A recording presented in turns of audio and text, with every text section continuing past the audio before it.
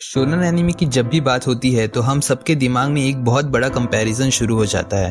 एक तरफ लोग नारुतो के इमोशनल मोमेंट्स की बात करते हैं, दूसरी तरफ वन पीस की उस मैसिव वर्ल्ड बिल्डिंग की। लेकिन इस ट्रिनिटी का जो तीसरा पिलर है यानी ब्लीच, उसे लेकर हमेशा एक ही बात बोली जाती है कि यार इसमें सिर्फ सरफेस लेवल कूल स्टाइल है, इसकी राइटिंग में बाकी दोनों जैसी डेप्थ नहीं है। बट ऑनेस्टली मुझे लगता है हम सब ने ब्लीच को एक बहुत गलत लेंस से देखा है। तीते कुबो ने एक ऐसा शो लिखा था जो ट्रेडिशनल शोनेन से इतना अलग था कि उसे जेन्युइनली समझने के लिए हमारे एनिमे टेस्ट को थोड़ा मैच्योर होना जरूरी था। आज बिना किसी मेजर प्लॉट ट्विस्ट को स्पॉइल किए बात करते हैं कि क्यों ब्लीच एक्चुअली जॉनरा का सबसे मिसअंडरस्टूड मास्टरपीस है, और अगर आपने इसे अभी तक नहीं देखा तो आप क्या मिस कर रहे हो। जो नए लोग उन्हें एक बेसिक आइडिया दे देता हूँ कि ये कहानी किस बारे में है। स्टोरी फॉलो करती है इचिको कुरोसाकी को, जो एक नॉर्मल हाई स्कूल स्टूडेंट है, बस एक छोटी सी प्रॉब्लम के साथ। वो बचपन से स्पिरिट्स को देख सकता है। एक रात उसकी मुलाकात होती है रुकिया कुजिकी से, जो एक सोल रीपर यानी शिनिगामी है, जिसका काम होता है भटकती हुई आत्माओं को शांति देना और उन मॉन्स्टर्स से लड़ना जिन्हें हम हॉलोस कहते हैं।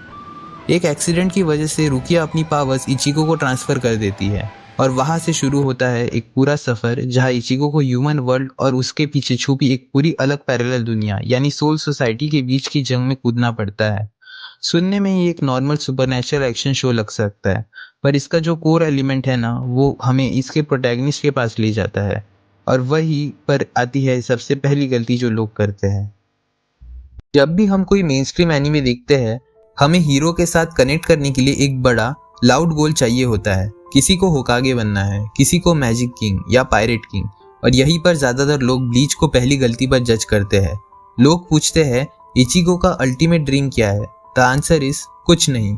उसका कोई ग्रैंड डिजाइन नहीं है। वो कोई डेस्टिनी का चुना हुआ मसाया नहीं बनना चाहता जो पूरी दुनिया को बदल दे। वो एक सिंपल 15 साल का लड़का है जिसे सिचुएशन के वजह से एक जिम्मेदारी उठानी पड़ती है, और उसका मोटिव सिर्फ इतना है कि वो अपने सामने खड़े दोस्तों और अपने परिवार को सेफ रख सके। रियल लाइफ में हम में से ज्यादातर लोग रोज सुबह उठकर दुनिया को कॉन्कर करने नहीं निकलते।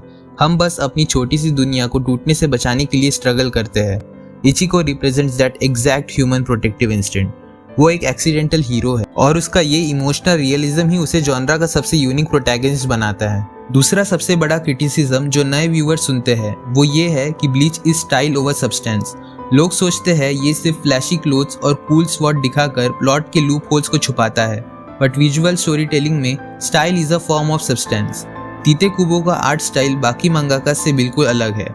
उनका पैनल को फ्रेम करने का तरीका एक फैशन डिजाइनर या एक आर्टिस्ट जैसा है, पर इसका एक गहरा साइकोलॉजिकल रीजन है। ब्लीच हेवीली रिलाई करता है नेगेटिव स्पेस पर, यानी फ्रेम्स में जो जानबूझकर खाली जगह छोड़ दी जाती है उस पर। वो खालीपन, वो खामोशी शो के कोर थीम्स को बार बार हाईलाइट करती है। जो कॉन्सेप्ट बाकी एनीमे लंबा मोनोलॉग देकर चिल्ला चिल्ला कर समझाते हैं, ब्लीच उस एक कैरेक्टर को साइलेंस का और पैनल की हेवी कॉन्ट्रास्ट शैडोज में डिलीवर करता है। ये आपके अटेंशन के लिए चिल्ला नहीं रहा होता, ये आपसे थोड़ा पेशेंस डिमांड करता है। चलो इसके डायनामिक पर आते हैं, बिना किसी मेजर आर्क को रियून किए। मेन स्ट्रीम एनीमे में कॉन्फ्लिक्ट अक्सर बहुत सिंपल होते हैं, good versus evil, heroes are pure white, villains are pure black. लेकिन ब्लीच इस सिंप्लिसिटी को पूरी तरह रिजेक्ट करता है। इसमें जो अलग अलग फैक्शंस है उनमें से कोई भी मोरली परफेक्ट नहीं है।